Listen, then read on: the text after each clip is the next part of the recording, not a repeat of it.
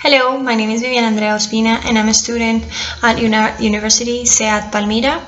This is the final task for the course English exams. Today I'm going to be talking about the International English Language Testing System, also known as IELTS. This IELTS exam is very well known around the world as well as Colombia, and it has many different purposes. So today we are going to talk about it, taking into account a few questions. So question number one is, what is the purpose of this exam? This test measures the language proficiency of people who want to study or work where English is used as a language for communication. Also, it is used for migration purposes in Australia, Canada, New Zealand, and the United Kingdom. IELTS is also known as an entryway for foreign universities where English is the main language.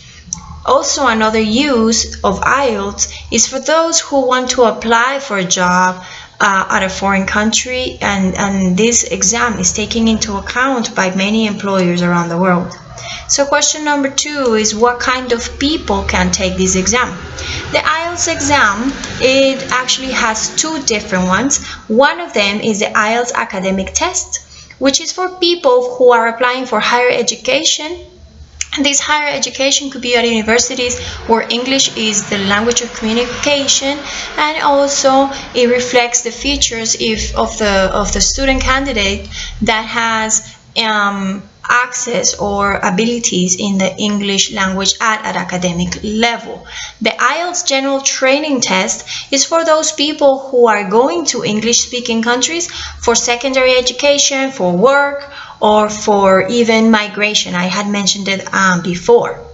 Question number three, what is the main goal of the exam? Well, the IELTS test is used to determine people's ability to read, speak, write in English, and it also establishes the ability for a person to listen or to spoken English, because they measure all the four abilities. Question number four, what are the most significant characteristics of the exam? Well, the IELTS incorporates many different features, but the most important ones, I'm going to cite them right now. One of them is a variety of accents when they are using their listening part of the test, so that the student doesn't have any problems with the linguistic basis. Also, when they are writing, for the writing part, they have many different people and with different writing styles to help the students also. IELTS tests the ability to listen, read, write, and speak in English, and it has a band score from 0 to 9.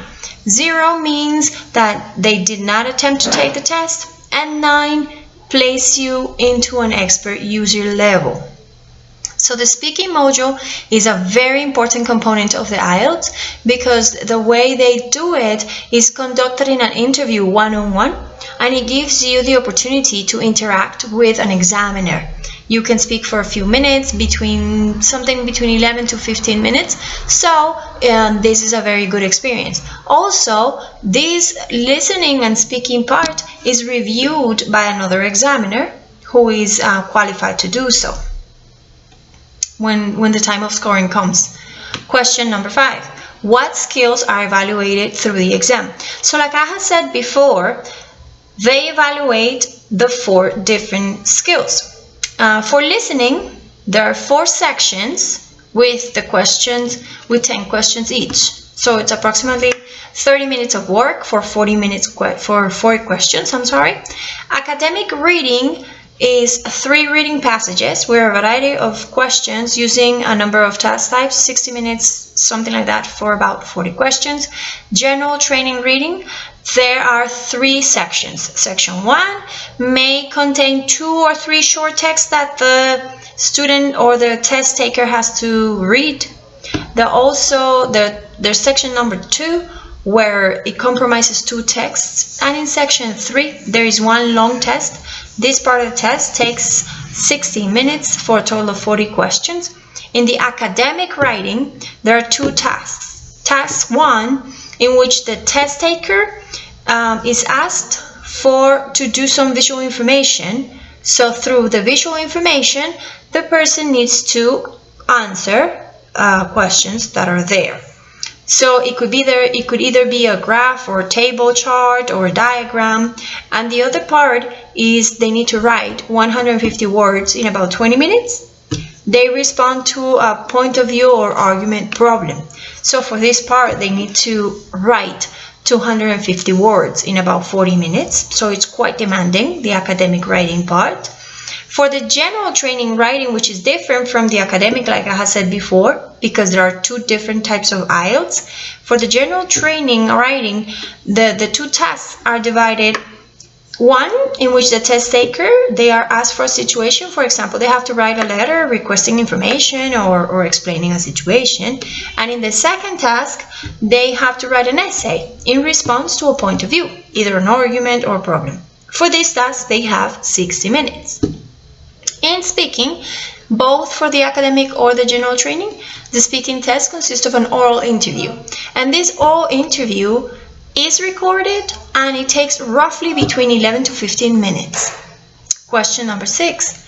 Give a clear and wide explanation about the type of questions the exam has. Well, this exam has a wide variety of question types chosen from multiple choice, matching, from note-taking, flowcharts, summary, completion sentences, as well as identifying information, identifying the writer's points of views or claims, matching information, also true or false.